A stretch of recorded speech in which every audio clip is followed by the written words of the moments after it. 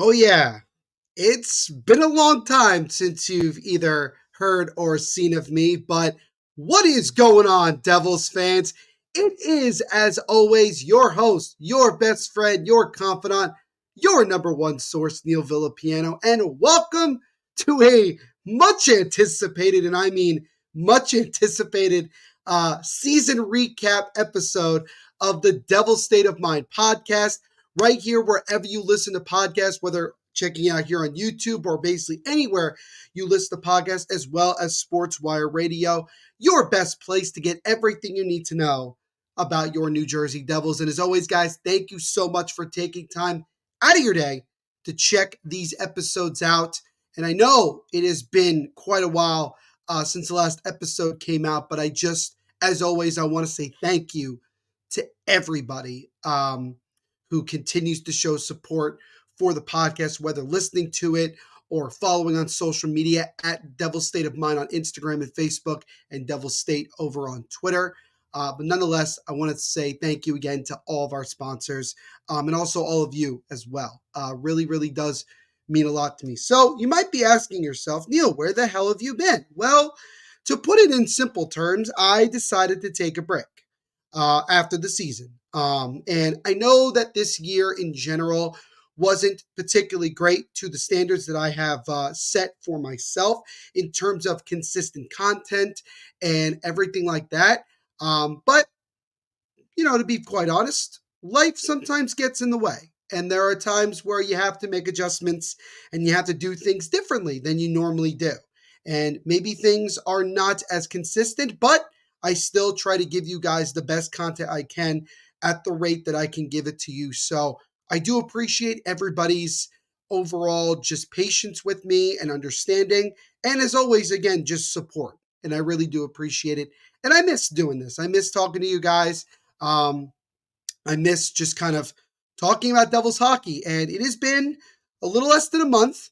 It's been almost a month since the last episode came out. And it's been about 3 weeks since the last Devils game of the year, a loss at home to the New York Islanders. And I felt that this was as good a time as any to kind of do a season debriefing. And that's basically just kind of going over the season. What went wrong, what went right, and what the Devils need to do this offseason and what to look forward to during this offseason as well. Some pretty awesome news earlier today. The Devils finally signed their second round draft pick of 2 years ago, Seamus Casey, to a entry level contract, as well as Jakub Malik, a goaltender that they drafted a couple of years back, who I'm a big fan of for sure. So the Devils did make some moves in terms of keeping a lot of their guys, their young players in their system locked in long term.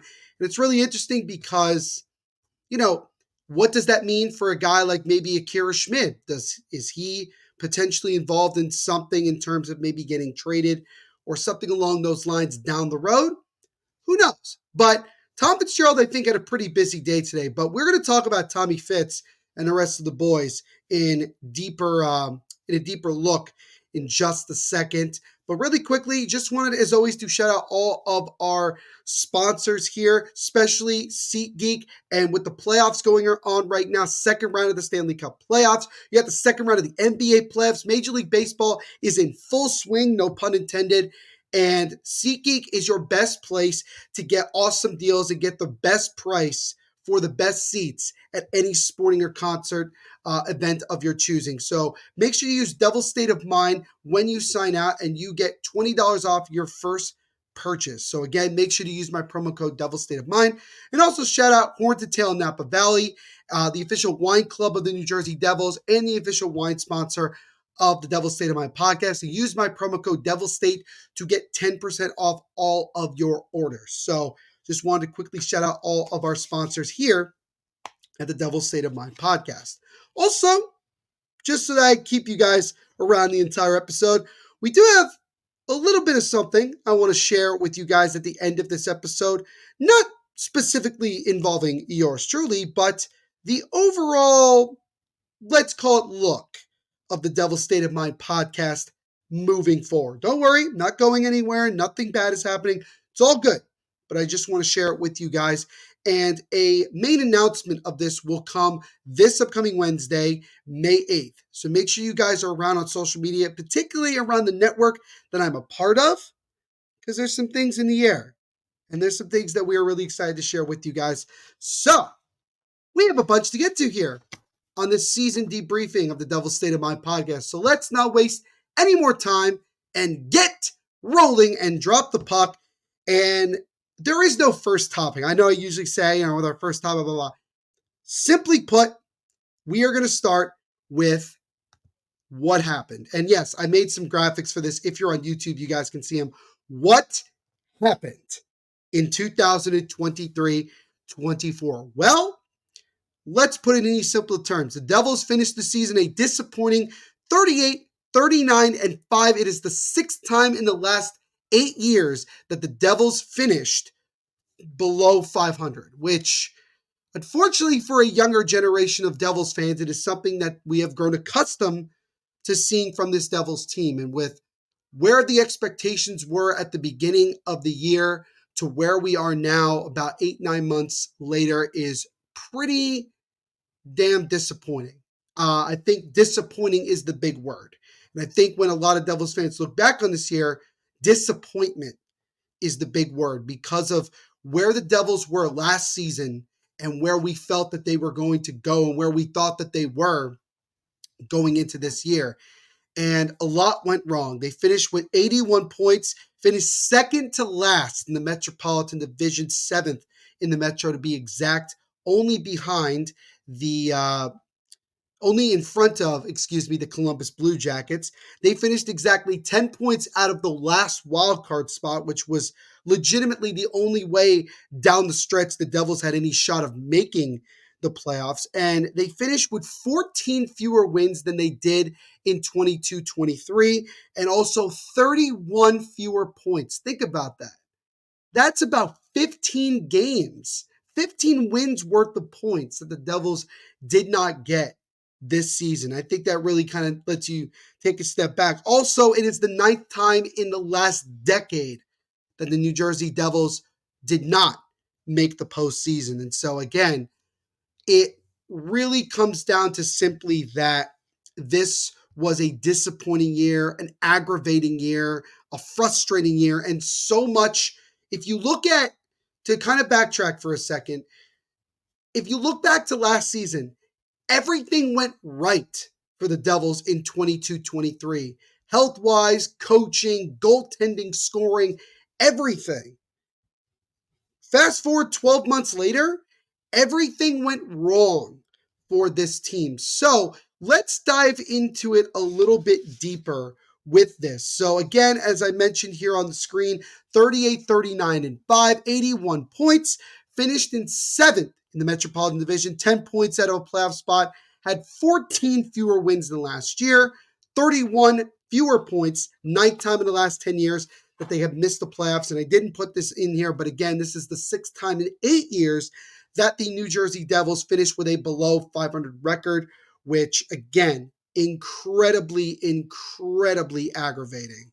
So let's continue to go here. We'll start with what were the reasons that this season was such a disappointment? Let's start with probably the one that really killed this team, especially in the early going, and that was injuries, specifically to main guys on this team. Dougie Hamilton ended up getting hurt in late November, did not return for the rest of the season. You had Jack Hughes out multiple times with different injuries. He had surgery, so hopefully he'll be ready to go by training camp. Same thing with Dougie Hamilton. Nico Hischier was out for a period of time.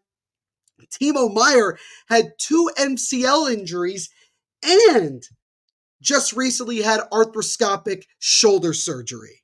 And there are obviously other guys as well that were banged up at periods of time, like Vitek Vanacek, Curtis Lazar, Nate Bastian, Jonas Siegenthaler, John Marino at one point. I mean, the list goes on and on and on. It felt like, I think, basically more than half this team was injured at one point or another this year. The Devils really, except in the first maybe 2 or 3 weeks of the season, were never at full strength. We're never at that point. They had incredible injury luck or injury avoidance luck the year before. This year it went the exact opposite way, and it was just not good at all. So the first thing when you look at what went wrong this year, health and injuries. Just lack of health, getting hurt, and not only getting hurt, but being hurt for a long period of time, and it affecting the main team guys, the big dogs, the Dougies, the Jacks, the Nikos, the Timos of the world. And so that certainly was a big issue for this team. The next thing that was an issue for me was the coaching. And you look at the two gentlemen on the screen. Ironically, at the time of this recording, both of these men already have another job as head coaches in the NHL. Talking about Lindy Ruff. Simply put, I think Lindy Ruff had overstated his welcome.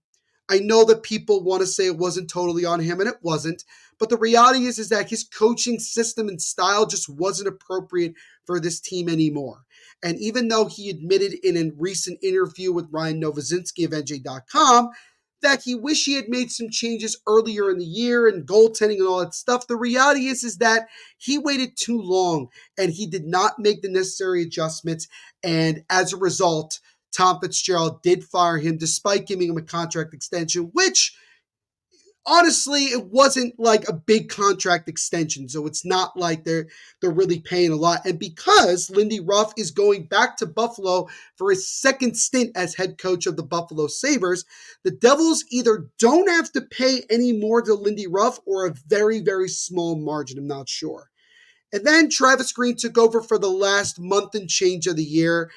To be quite honest with you, the team actually played worse offensively and defensively with Travis Green at the helm as interim head coach.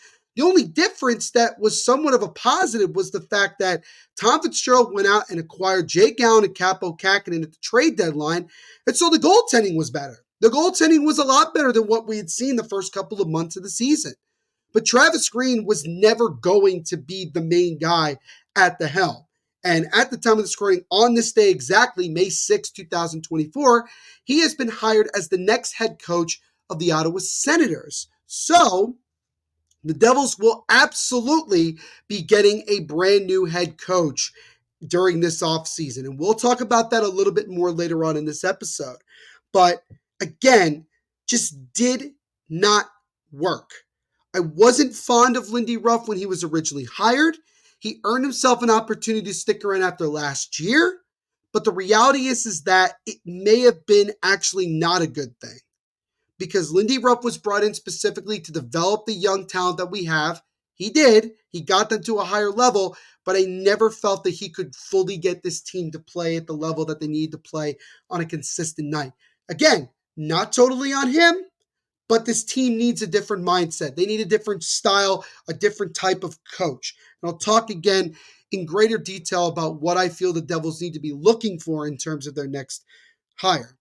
Then we come to, without question, the thing that really killed this team, especially in the early goings of the season, and that, my friend, is the goaltending. Simply put, it was not good. Regardless of whether it was Vitek, Vanacek, Akira Schmid, Nico Dawes, Jake Allen, Capo Kakinen, or even Isaac Poulter, who granted never played a game this season, but I digress. The goaltending just regressed so badly that it was amazing to me.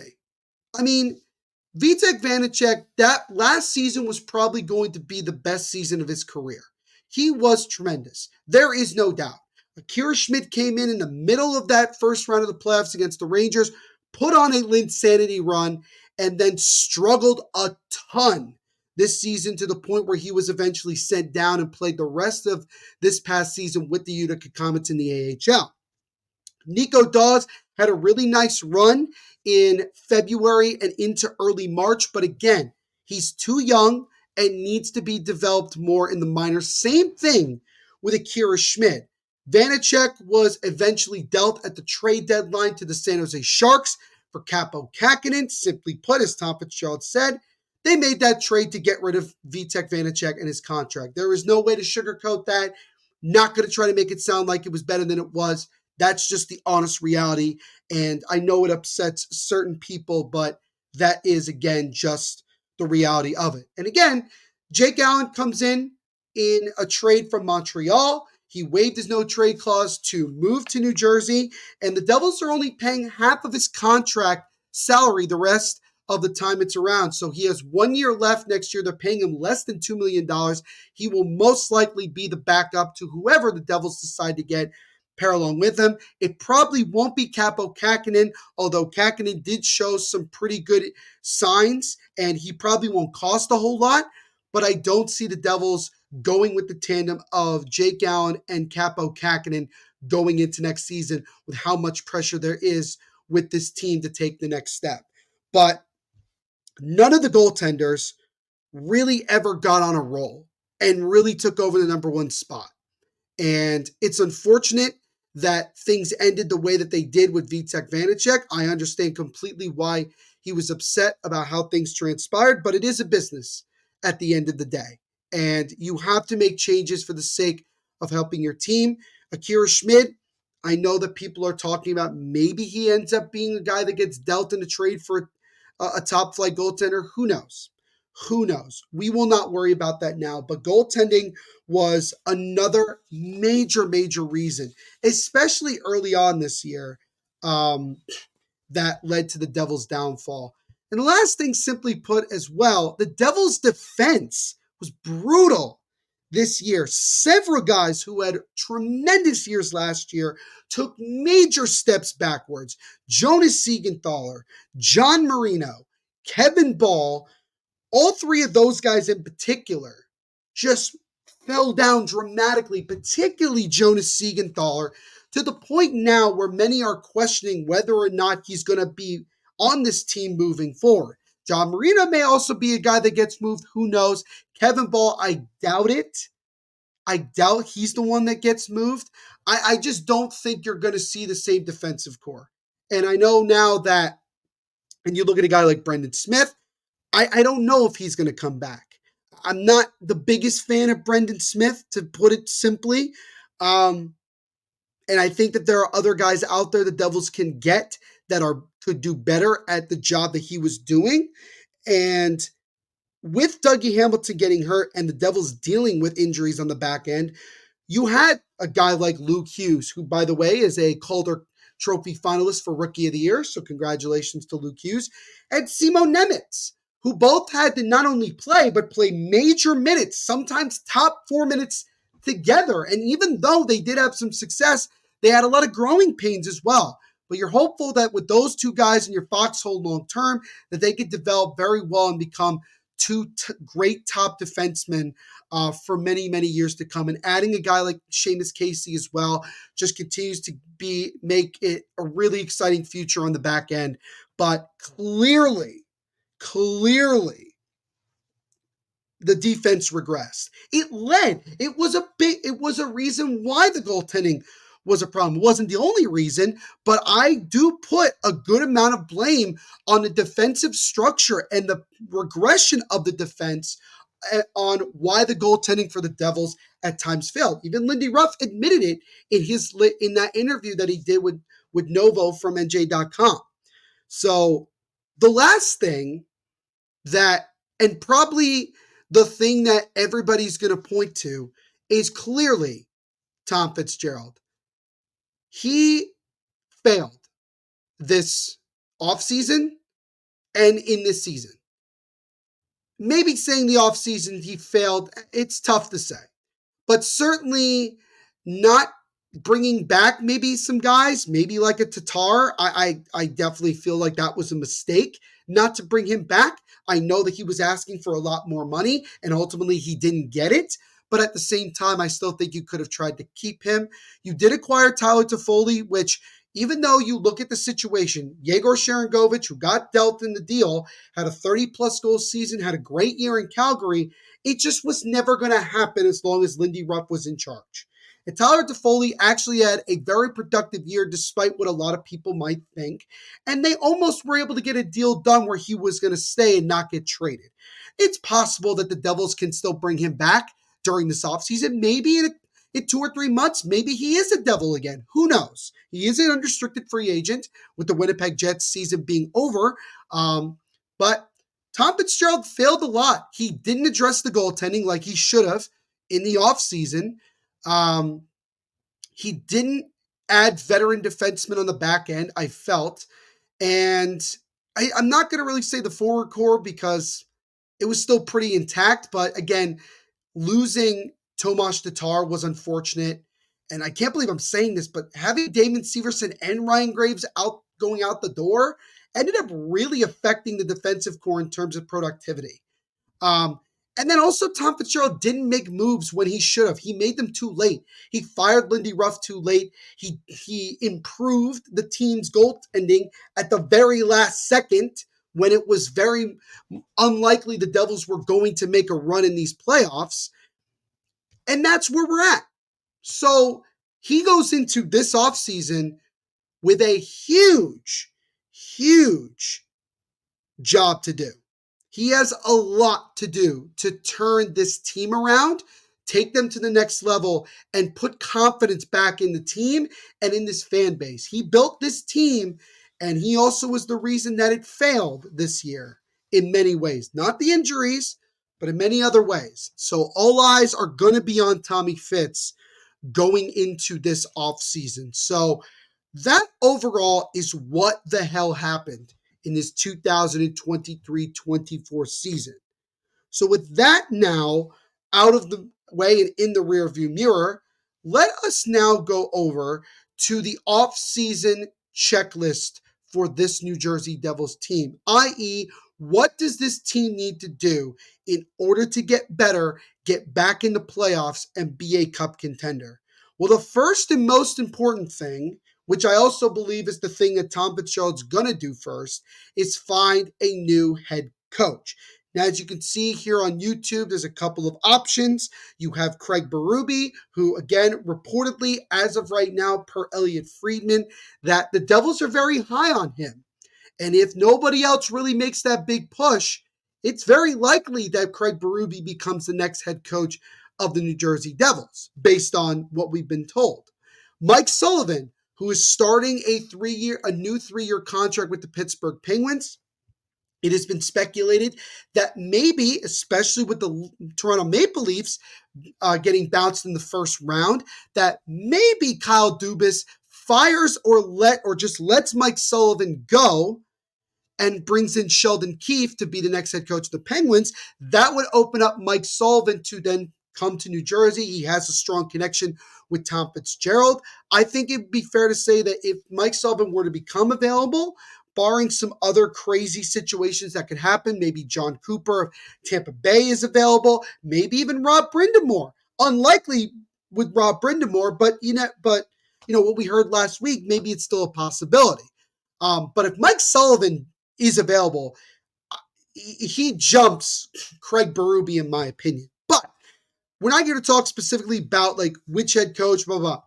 We're going to talk about what are the Devils looking for, what they should be looking for in a new head coach.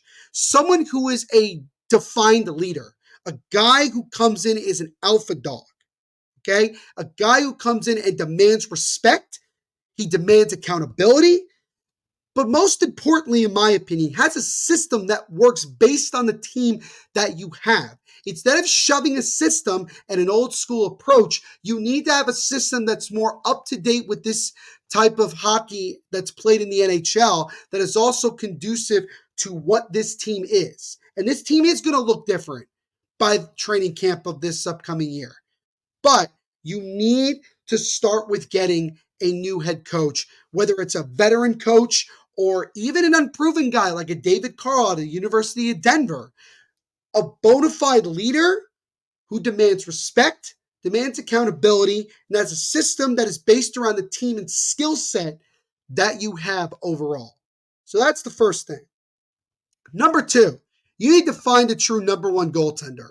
And yes, You guys know how big I am on the Devils going after Yusei Saros. If he does become available truly, the Devils need to focus on doing that. Because Saros is in the middle of his prime, is a bona fide number one goaltender, and around a better team with a good system in place and everything could make a deep run to winning a Stanley Cup. But you need to find that number one goaltender, whether it's Yusei Saros, whether it's Jakob Markstrom. The Devils could very well circle back. They were on the verge of acquiring him, and then things fell through. It's very likely that the Devils will circle back and try to make a deal for him this time. Linus Ullmark from Boston is another guy because it's very likely that Linus Ullmark is on his way out of Boston because Jacob Swayman, let's call it like it is that number one guy. And I don't think the Bruins want to pay a lot of money to two goaltenders. And bringing in Linus Ullmark wouldn't be a bad move either, but you have to find a true number one netminder. True number one. You do that and you get a good head coach, you're off to a really good start in this offseason. The next thing is get a defensive defenseman or two. Because this team needs to be a little bit less offense on the back end and more defensive on the back end. There's a couple of guys, two of them you see right here on the screen. Chris Tanev, you got Brendan Dillon.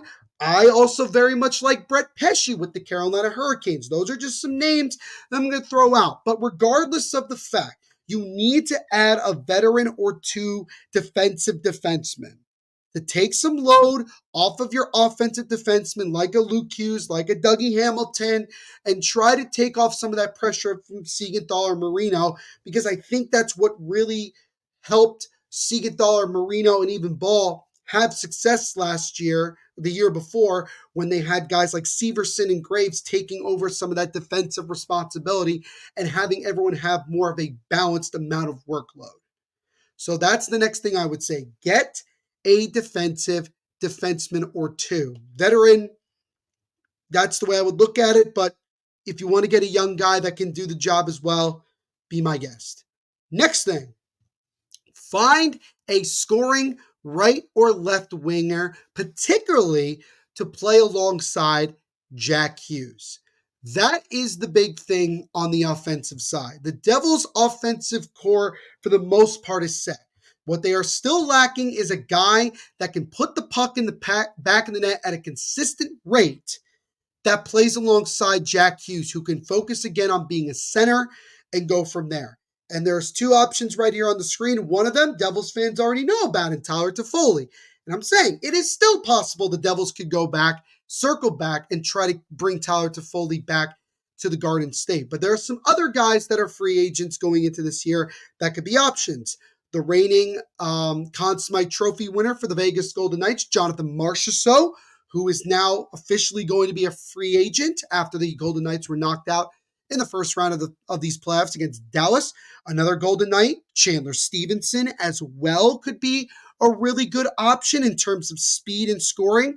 Vladimir Tarasenko, he's a little up there in age, but he can still produce at a pretty good rate, could still get you about 30 goals a year. You got, like I mentioned, Tyler Toffoli. Anthony Duclair, I think, is a really fascinating one because I think he could certainly play still in that top six, brings that speed, is a physical player as well. I think could be a guy that could bring a little bit of everything to that top six. And I know I've mentioned this guy in passing before, but Patrick Kane as well is an option. Is it like one? Probably not. But it's very possible you could play a guy like Kane, who's mainly a goal scoring type of guy. You know, Kane had a pretty solid year in his 1 year with the Detroit Red Wings, had 20 goals, could very well bring some, goal scoring and some energy to that locker room as well. A veteran guy who's won a couple of Stanley Cups, 3 to be exact, won a Conn Smythe's, done basically everything on his way to the Hockey Hall of Fame without question. But those are just a list of a bunch of guys. And they could very well trade for a guy as well that I'm not talking about. But those are some guys that I think, especially with the Devils having a little over $20 million a little less than $20 million in cap space, could very well make some moves for that could help the top six and help the team overall. I didn't mention Steven Stamkos because number one, I think the Devils are not going to be willing to pay top dollar for him. Number two, I think most likely he stays in Tampa Bay or ends up in Montreal/Nashville. Those are my two predictions in terms of where I think Steven Stamkos goes, but that's a topic for another day. The next thing that the Devils need to focus on is adding to the bottom six with grittiness, and toughness. Now, one of the things I didn't bring up earlier when we were talking about what went wrong this season was the fact, and it's uncomfortable to talk about, but it happened, the fact that Michael McLeod, who right now is being charged with two different crimes, one of them being sexual assault, the other one obviously being that he could very well be the ringleader, the one who came up with this entire plan. Again, it's going to be, unfortunately, another year, maybe two, before we fully get a verdict on all of this. They still have to go to court and everything so much. But the reality is that Michael McLeod will not be a New Jersey Devil anytime soon. He may never play in the NHL again. Who knows? Who knows? But losing Michael McLeod for how valuable he is, specifically being the top face-off guy in the league, percentage-wise, bringing that speed, energy, physicality, the Devils were missing that all year. They were, and they didn't have it down the stretch. And they do have guys like a Nate Bastian and a Curtis McDermott that can do that and can drop the gloves, but they need to add some more. And there are some guys that come to mind for me. William Carrier, another Vegas Golden Knight.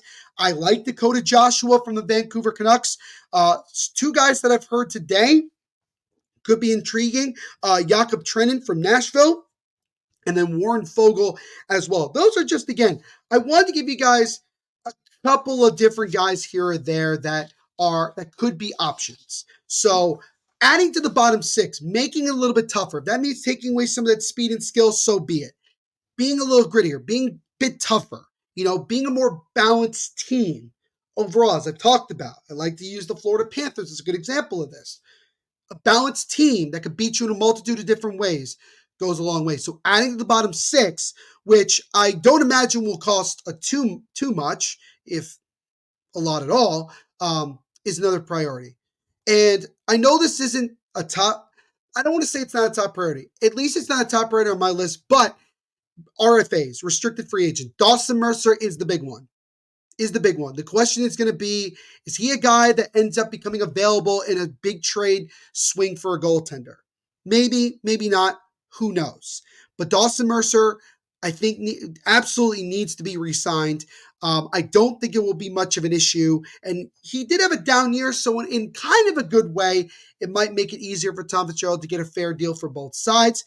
Here are some others. There are 11 restricted free agents for the Devils. I am only going to name seven, the seven that I want to see the Devils bring back. Dawson Mercer, Nolan Foote, Graham Clark, Akira Schmid, Nico Dawes for sure, Santeri Hadaka, and Brian Halonen. So those are the guys that I would like to see who are RFAs. I would like to see the Devils bring back. And obviously, they're already going to work on some of their young prospects, like I mentioned, Seamus Casey, Jakub Malik. Those guys are now locked in. And I think down the road, we're going to see a lot of these guys that I mentioned signed as well. So those are the 6 offseason checklist items that the Devils have to address this year. They have to. They have to. They can't not go into training camp looking at it and saying, oh, we still haven't addressed thus and so. However you want to address it, you got to address it so that we can go into training camp and say, okay, we have a new head coach, maybe a better one. I hope it's a better one. Number 1 goaltender, great. You've gotten help on the back end, veteran-wise, physicality, whatever you want to call it, defensive play on the back end. Finding a top goal scorer for Jack Hughes on that second line. You've gotten yourself some good depth on the bottom 6, and you brought back a lot of the key RFAs as well. And so it's going to be interesting. It's exciting. I think this is a really exciting offseason because the Devils are going to be super active. They're going to be one of the most active teams in the NHL in terms of the teams trying to be competitive and win the Stanley Cup. Because right now the window is open. There is no question. There is no question about it. And the Devils have to strike while the iron is hot. And that's what I want to see. So those are my off-season checklist items for the New Jersey Devils.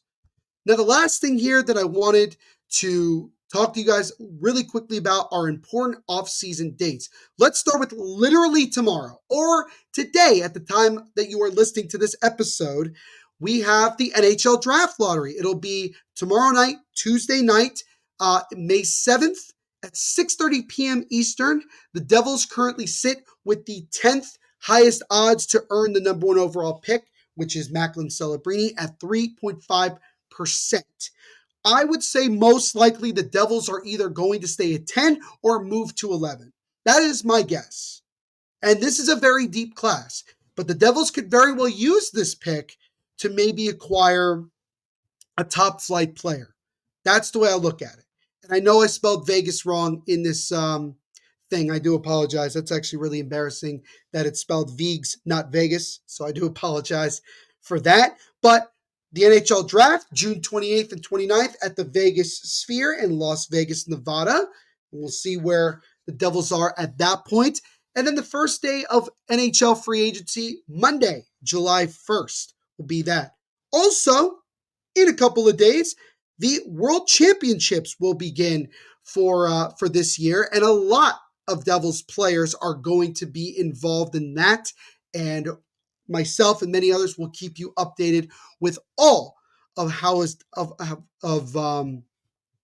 they are all doing. Hopefully, some of these guys can come and finish with some medals. I think that would be a nice way for these guys to finish the year kind of on a high note. So overall, that is pretty much the closing of the book on the 2023-24 season.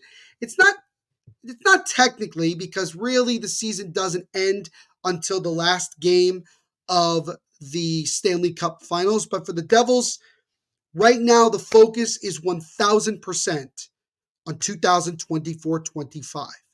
And it is going to be one hell of an offseason for this team. I'm excited to give you guys content, whether it's podcasting, potentially some writing as well. And I'm going to try to get back to being more active on social media as well. But again, I do want to say also, thank you all so much for your support all season long. It has been great. It has been great. I love the comments and compliments I get on social media. I love meeting you guys at games. I took pictures with so many people at the last game of the season. It was wonderful. It was like the last day of school before you all go off for the summer. It was great. And I appreciate every single one of you so very much. And I'll be here all night going through every single specific person. You know who you are. You know who you are, and you know that I appreciate you 1,000%. And the last thing that I wanted to say before I sign off on this episode is simply this. We, as a network, the network I'm on, have a major announcement to make on Wednesday. That's all I'm going to tell you. That's all I'm going to tell you. There will be a lot more explained, and you'll understand it, and everything will be even more exciting once it all comes out. And I will also tell you this. The Devil State of Mind podcast is going to look a bit different going into next season. But nonetheless, it's still going to be your boy, and it's still going to be the same old Devil State of Mind, and I'm looking forward to it. I'm going to continue to obviously do episodes. Maybe we'll get one out later this week talking about the draft lottery results and what ends up being that. And who knows, maybe not too far from now, maybe we do find the first offseason checklist item checked off, which is finding a new head coach. But again, just thank you guys so much for all of your support this season.